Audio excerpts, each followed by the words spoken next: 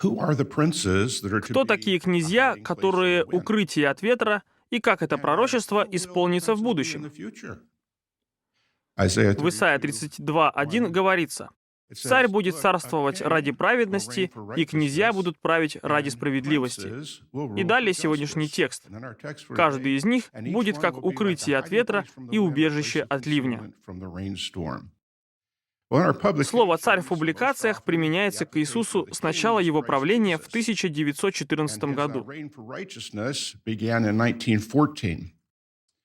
А кто такие князья? Мы всегда считали, что это помазанные духом старейшины с 1914 года. И как показывает наш текст, под руководством Иисуса они будут защитой от ветра и ливней сатанинской системы. В первом томе книги пророчества Исаии, в 25 главе сказано: «Князья или старейшины, которые внимали бы всему стаду, нужны прямо сейчас, в это время бедствий». Князья должны соответствовать требованиям, записанным в 1 Тимофею 3:2-7. Это требования для старейшин. А кто будут князьями после Армагеддона? Чуть раньше в пророчестве Исаии говорится: «Князей из числа других овец обучают как формирующийся класс князя, чтобы после великой скорби подходящие люди из этого класса». То есть не все старейшины, а только некоторые из их числа, были готовы служить в назначениях, связанных с управлением на новой земле. И дается ссылка на Иезекииля 44 главу пророчества о князе. Итак, кто может быть этим символическим классом князя после Армагеддона? Откройте, пожалуйста, Псалом 45:16. В стихах 15 и 16 45-го псалма снова речь идет о царе и князьях. В 15 стихе упоминается дворец царя, и слова 16 стиха обращены к царю. «На месте твоих отцов будут твои сыновья. Ты назначишь их князьями по всей земле».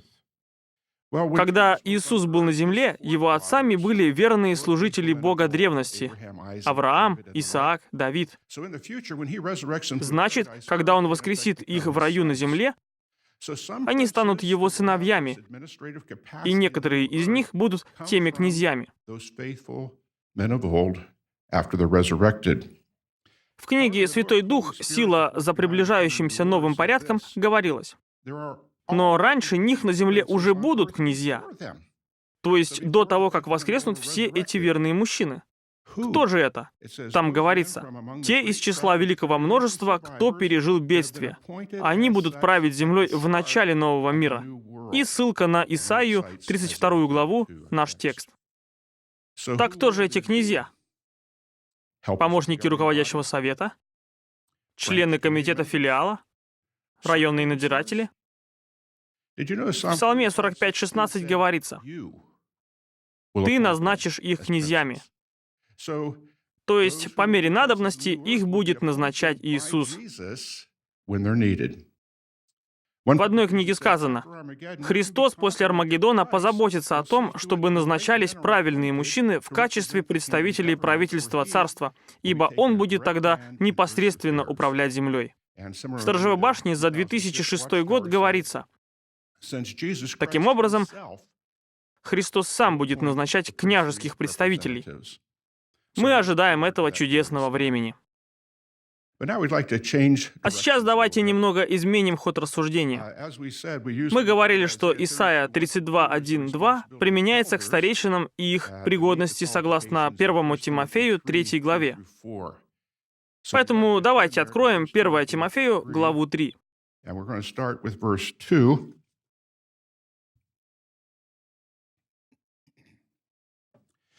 Но сначала спрошу вас, сестры.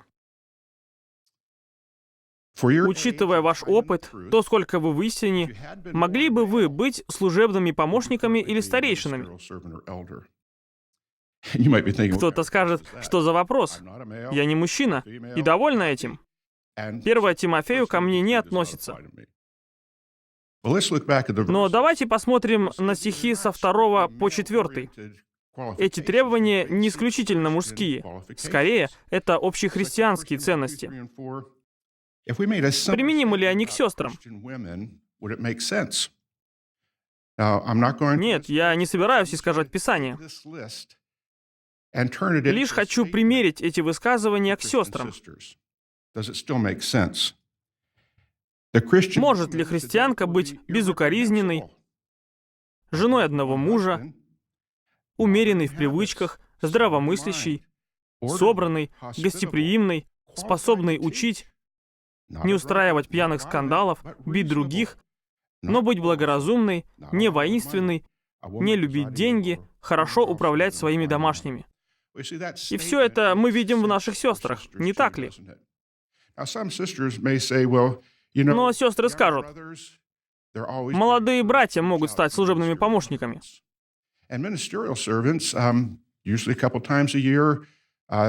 Служебных помощников дважды в год рассматривают как потенциальных старейшин, поощряют к дальнейшим успехам. Но как сестра я никогда не смогу этого достичь. Если мы подумаем о наших сестрах, то, конечно, у всех разный уровень.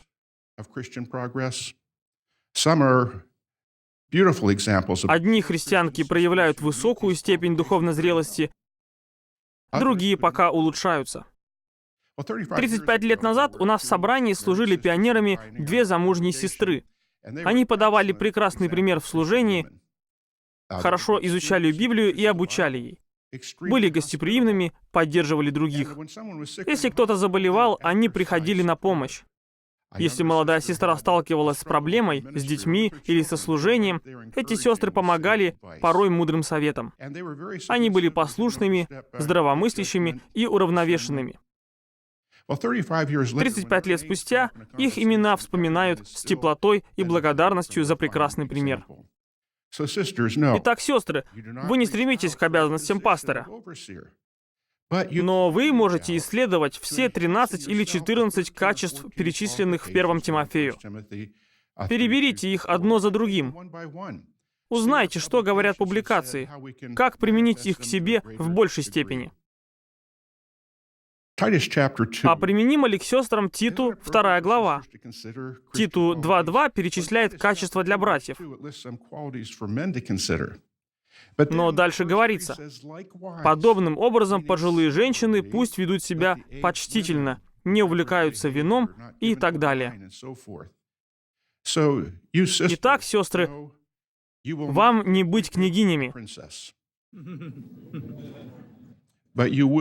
но вас высоко ценит собрание, а также сам Владыка Вселенной Иегова.